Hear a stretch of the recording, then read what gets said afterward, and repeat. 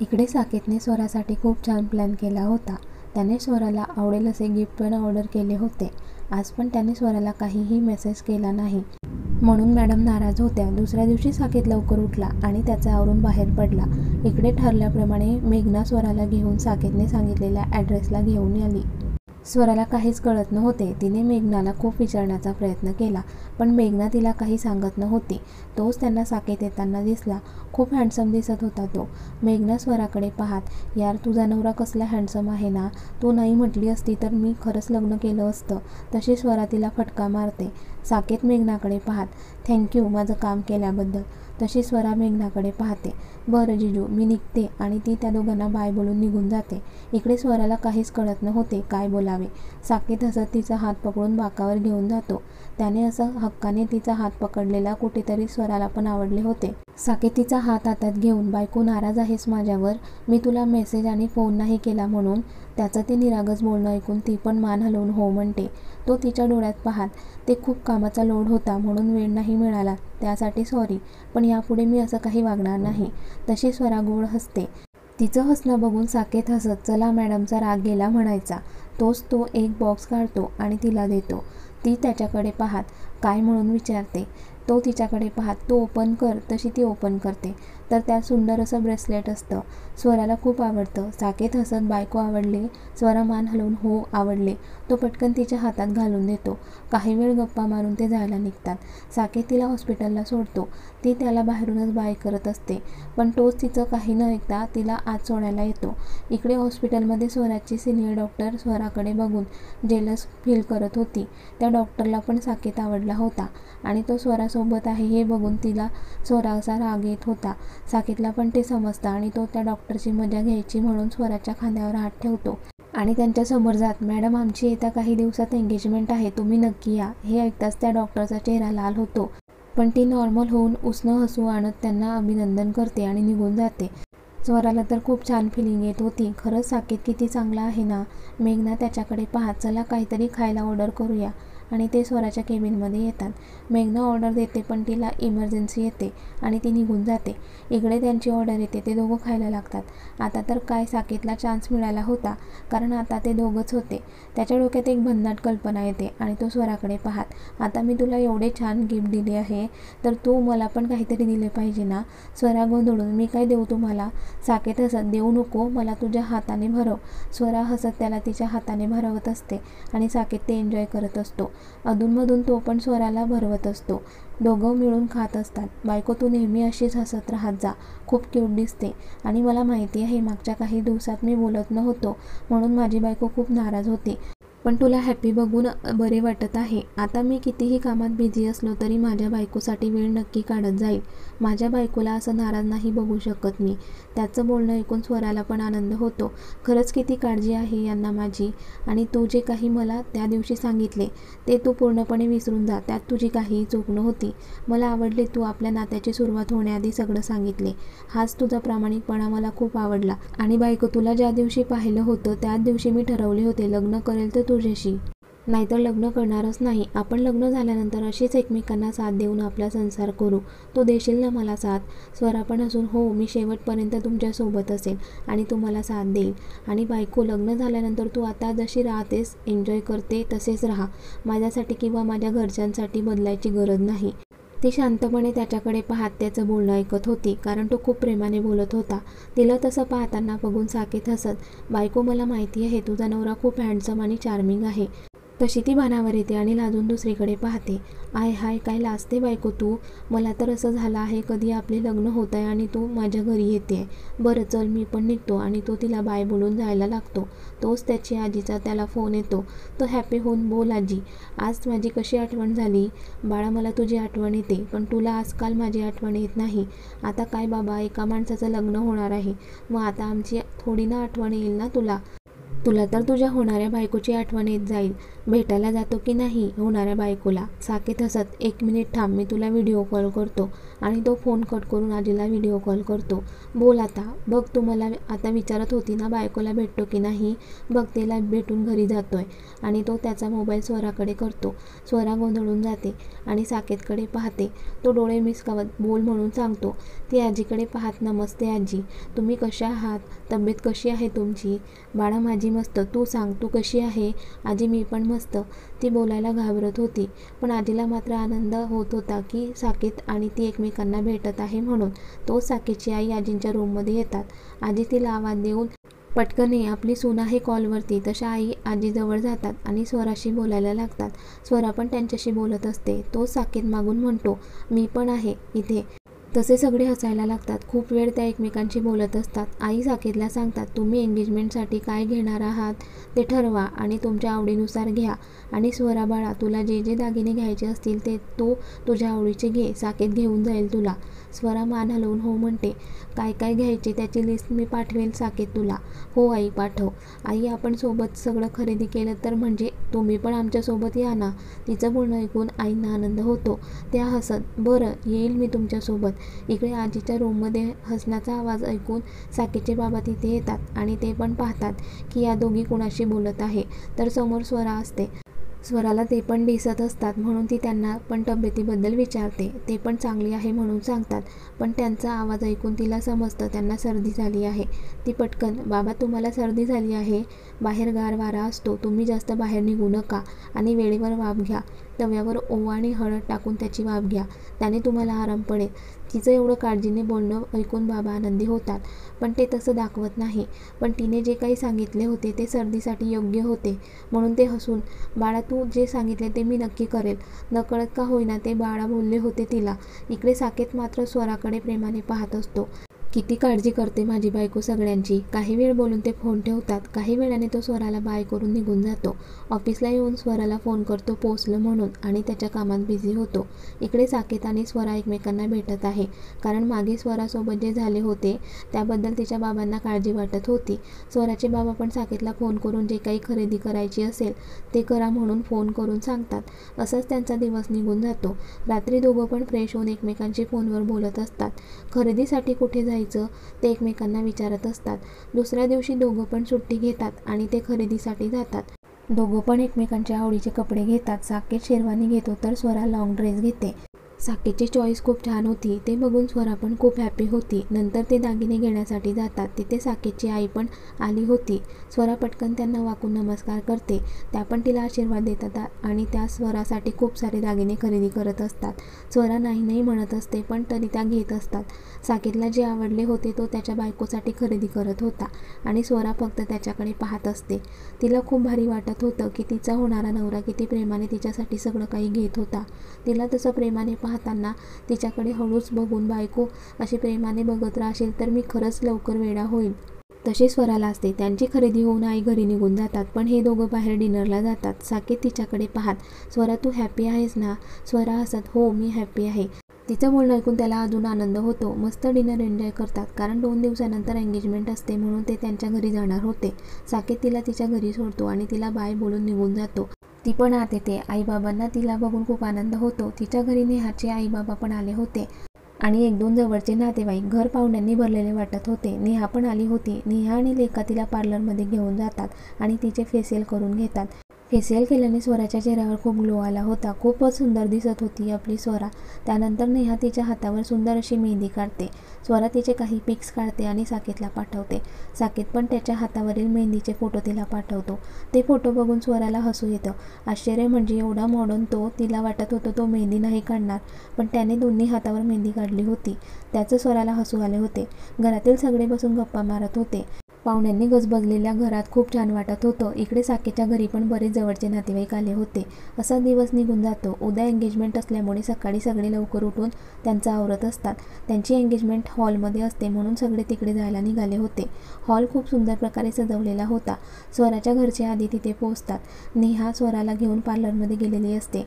तिथे स्वराला खूप छान प्रकारे मेकओव्हर केला जातो. आधी ती सिंपल साडी घालते, त्यात ती कमालीची सुंदर दिसत असते. काही वेळाने साकेतच्या घरचे पण हॉलला हॉलला पोहोचतात. स्वराच्या घरचे त्यांचे स्वागत करतात. साकेत हॉलमध्ये नजर फिरवतो पण त्याला स्वरा काही दिसत नाही. त्याचा दादा हसत, बापरे एवढी घाई, येईल ती. एक एक करून हॉल पाहुण्यांनी पूर्ण भरलेला असतो. गुरुजी साकेतला बोलावतात आणि पूजेला सुरुवात करतात. त्याची पूजा झाल्यानंतर ते स्वराला बोलावतात आणि पूजा करतात. ते दोघं कपडे चेंज करायला आत जातात आणि काही वेळाने बाहेर येतात. लॉंग ड्रेसमध्ये स्वरा अगदी परीसारखी दिसत होती आणि आपला हिरो तिला पाहण्यात गुंग असतो. गुरुजीच्या आवाजाने तो भानावर येतो. गुरुजी दोघांकडून पूजा करून घेतात आणि त्यांना उभं राहायला सांगतात. ते दोघं उभं राहतात. गुरुजी त्या दोघांना रिंग देतात आणि एकमेकांच्या बोटात घाला म्हणतात. तसं आधी साकेत स्वराला रिंग घालतो, त्यानंतर स्वरा त्याला रिंग घालते आणि तसे सगळे टाळ्या वाजवतात. त्यानंतर ते एकमेकांना पेढा भरवतात आणि खूप सारे फोटो काढतात. दोघं पण खूप हॅपी असतात आणि त्या दोघांना बघून घरातील सगळे पण आनंदी असतात. पण आज साकेतच्या आईला खूप अस्वस्थ वाटत असतं आणि त्या निकेतनला आवाज देणार तोच त्यांना चक्कर येतात आणि त्या खाली पडतात. निकेतनचं लक्ष जाताच तो पटकन त्याच्या आईजवळ जातो आणि त्यांना उठवू लागतो. वेटरला आवाज देऊन त्याच्या तोंडावर पाणी मारतो पण त्यांच्याकडून काहीच रिस्पॉन्स नसतो. तोपर्यंत स्वराच्या घरचे पण त्यांच्याजवळ येतात. इकडे स्वरा आणि साकेत बाहेर फोटो काढत असल्यामुळे त्यांना माहिती नसतं पण गर्दी का झाली आहे म्हणून ते आत येतात. साकेत आईला बघून पळतच जवळ जातो. स्वरा पण तिथे जाते आणि ती सगळ्यांना बाजूला करते. घरातील सगळ्यांना काळजी वाटत होती. साकेत पटकन निकेतन दादाकडे पाहत, अरे आईला हॉस्पिटलमध्ये घेऊन जाऊ. तो स्वरा त्याच्याकडे पाहत थांबा म्हणते. ती पटकन त्याचा हात पकडून त्यांना चेक करत असते. ती पटकन त्यांच्या मानेजवळ हात फिरवते आणि त्यांच्या छातीवर जोरात प्रेस करत असते. तसं आई जोराने श्वास घ्यायला लागतात. तसं सगळ्यांच्या जीवात जीव येतो. हळूहळू आई डोळे उघडतात. स्वरा पाणी मागवते आणि त्यांना प्यायला देते. त्या पाणी पितात. तशी स्वरा त्यांच्याकडे पाहत, आई आता कसं वाटत आहे तुम्हाला? त्या मान हलवून ठीक वाटत आहे म्हणतात. ती आईकडे पाहत, आई काल रात्री नीट झोपल्या नाही ना तुम्ही? आणि कामाच्या गडबडीत तुम्ही कालपासून काही खाल्ले पण नाही ना? त्यामुळे तुम्हाला वीक वाटत आहे ना? त्या मान हलवून हो म्हणतात. पण तू कसं ओळखले? स्वरा हसत, आई तुम्ही विसरला का तुमची सून डॉक्टर आहे? तसे सगळे हसायला लागतात. तो साकेतच्या नातेवाईकांपैकी एक म्हणतो, आता तुम्हाला काळजी करायची काहीही गरज नाही. तुम्हाला चांगली डॉक्टर सून मिळाली आहे. तसे सगळे हसायला लागतात. आता आईला बऱ्यापैकी ठीक वाटत होते. स्वरा त्यांच्याकडे पाहत, आई आता तुम्ही शांत एका ठिकाणी बसायचं आहे. अजिबात धावपळ करायची नाही. त्या पण मान हलवून हो म्हणतात. आईबद्दलची काळजी बघून साकेतच्या बाबांना पण खूप छान वाटत असतं. खरंच माझ्या दोन्ही सुना खूप समजदार मिळाल्या आहेत.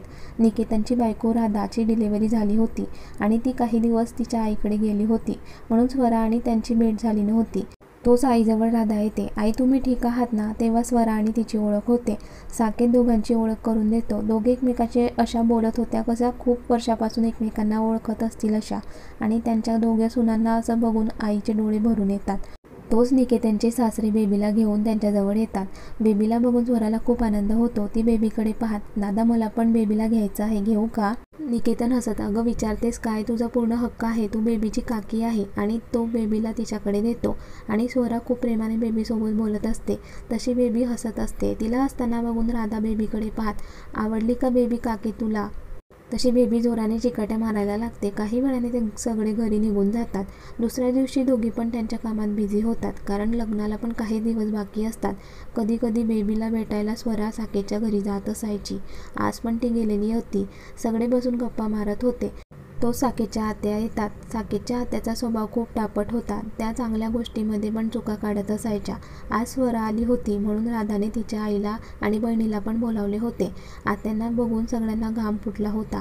ते सगळे घाबरत आत्याची विचारपूस करत होते. काही वेळाने आत्या त्यांच्या रूममध्ये निघून जातात. त्याच संधीचा फायदा घेत राधाची बहीण आत्याजवळ जाऊन स्वराबद्दल वाईट गोष्टी सांगत असते. आत्या तिच्याकडे पाहत, तू जा बाहेर मी बघते. राधाची बहीण हसत बाहेर येते. आता स्वरा तुझं काही खरं नाही. ते आवाज देऊन स्वराला त्यांच्या रूममध्ये बोलावतात. इकडे बाहेर सगळ्यांना टेन्शन येते की आता काय होईल म्हणून, कारण आत्याचा स्वभाव सगळ्यांना माहिती होता. इकडे मात्र स्वरा आत जाताच आत्या स्माईल करतात. स्वराला आत्या आधीपासून ओळखत असतात. जेव्हा आत्याचा ॲक्सिडेंट झाला होता तेव्हा स्वरानेच त्यांना ट्रीटमेंट दिली होती आणि आज बऱ्याच वर्षानंतर त्यांची भेट झाली होती. स्वरा पण आनंदी होऊन त्यांची विचारपूस करत असते. त्या स्वराकडे पाहत, बघ मी तेव्हा तुला बोलले होते ना की तू माझी सून झालेली आवडेल बघ, आणि आज खरंच तू माझी सून झाली आहेस. तशा दोघे हसतात. इकडे बाहेर सगळे टेन्शनमध्ये असतात. साकेत पण टेन्शनमध्ये असतो म्हणून तो आत्याच्या रूमच्या बाहेर येत पाहतो. आणि तो शॉक होतो कारण त्या दोघी गप्पा मारण्यात ठरवल्या होत्या. तो सगळ्यांना बोलवतो आणि सगळे पण ते पाहून शॉक होतात. त्यांना चमत्कार वाटत होता. मात्र इकडे राधाच्या बहिणीला खूप राग आला होता. तोच आत्याचं लक्ष बाहेर उभ्या असलेल्या सगळ्यांकडे जातं आणि त्या सगळ्यांना आत बोलवतात. तसे सगळे आत येतात आणि त्यांच्याकडे प्रश्नार्थक नजरेने पाहत असतात. आत्या हसत, मी स्वराला आधीपासून ओळखते. जेव्हा माझा ॲक्सिडेंट झाला होता तेव्हा हिनेच माझी काळजी घेतली होती. एवढंच नाही तर कधी कधी माझ्यासाठी जेवणाचा डब्बा पण घेऊन यायची. आत्याचं बोलणं ऐकून सगळे हॅपी होतात. ते सगळे मिळून स्वराने आत्यासाठी काय काय केले ते ऐकत असतात. राधाच्या बहिणीला खूप राग येत होता पण तिचा नाईलाज होता कारण अजून सगळ्यांचे जेवण बाकी होते. काही वेळाने सगळे ते मिळून जेवायला बसतात. सगळे आनंदाने जेवण करत असतात. जेवण झाल्यानंतर काही वेळ ते गप्पा मारतात. त्यानंतर थोडा आईस्क्रीम खातात. आईस्क्रीम खाऊन झाल्यानंतर स्वरा सगळ्यांना नमस्कार करते आणि सगळ्यांना बाय बोलून जायला लागते. सगळे समोर असतात म्हणून ती साकेतकडे पाहत नाही. याचा साकेतला खूप राग येतो. तो पण काही न बोलता त्याच्या रूममध्ये निघून जातो. खरं तर स्वराला खूप वाईट वाटत होतं कारण तिला पण साकेतला भेटायचं असतं. पण असं सगळ्यांसमोर भेटणं तिला आवडत नाही. हे आत्याच्या लक्षात येतं की ती साकेतला न भेटताच गेली म्हणून. त्या तिला पटकन फोन करतात. स्वरा अजून त्यांच्या बंगलोच्या गेटजवळच असते. ती पटकन फोन उचलत काळजीने, काय झालं आत्या, तुम्ही ठीक आहात ना? नाही, तुम्ही फोन केला म्हणून विचारले. आत्या नाटक करत, बघ माझा हात अचानक खूप दुखत आहे. आता काळजी करू नका, मी आलेच. तोपर्यंत सगळे घरातील आपापल्या रूममध्ये निघून जातात. राधाची आई आणि बहीण पण राधाच्या रूममध्ये असतात. त्यामुळे कुणालाच कळत नाही की स्वरा आत्याच्या रूममध्ये आहे. ती पटकन आत्याचा हात चेक करते आणि झेंडूबाम लावून देते. आत्याला बरं वाटतं. थँक्यू बेटा. आत्या थँक्यू का बोलताय? बरं, तुम्ही काळजी घ्या आणि मी काही गोळ्या लिहून देते, त्या तुम्ही कोणाला तरी आणायला सांगा, तुम्हाला आराम पडेल. हो हो डॉक्टर मॅडम, आत्या हसत तिला म्हणतात. बरं आत्या, मी निघते आणि जायला लागते. तोच आत्या तिला पुन्हा आवाज देत, आता पुन्हा आत आली आहेस तर तुझ्या नवऱ्याला भेटून जा. मगाशी तू त्याला न भेटता गेली म्हणून राग आला आहे त्याला. आणि हो, इथून समोरची जी रूम दिसते ना ती त्याचीच आहे. जा. आत्याचं बोलणं ऐकून स्वरा गोड लाजते आणि त्याच्या रूमकडे जात असते. साकेत त्या दोघांचे एंगेजमेंटचे फोटो पाहत असतो. तोच दरवाजावर टकटक आवाज येतो. तो दरवाजाकडे पाहत पण नाही. त्याला वाटतं घरातील कोणीतरी असेल म्हणून तो वर न पाहता या म्हणतो. तशी ती आत येते पण काहीच बोलत नाही. साकेत पण मोबाईल पाहण्यात गुंग असतो. समोर कोण आला हे त्याचं त्याला अजिबात भान नव्हतं. ती त्याला आवाज देते, साकेत. तसा तो तिच्याकडे पाहतो आणि एकदम शॉक होतो कारण त्याला विश्वासच बसत नव्हता की ती खरंच आली आहे म्हणून. तो तिच्या समोर येऊन उभा राहतो. त्याला खरंच वाटत नव्हतं ती आली आहे म्हणून. तो तिला हात लावू की नको लावू विचार करत असतो. त्याला तसं बघून स्वराला गालातल्या गालात हसू येतं आणि तीच त्याला हात लावते. तसा तो भानावर येत, बायको मगाशी तू गेली होतीस ना, मग आता इथे काय करतेय? स्वरा काहीच बोलत नाही. तो तिचा हात पकडून तिला बेडवर बसवतो. ती डोळे फिरवून त्याची सगळी रूम पाहत असते आणि साकेत तिच्याकडे पाहत असतो. काय मग बायको, आवडली का आपली रूम?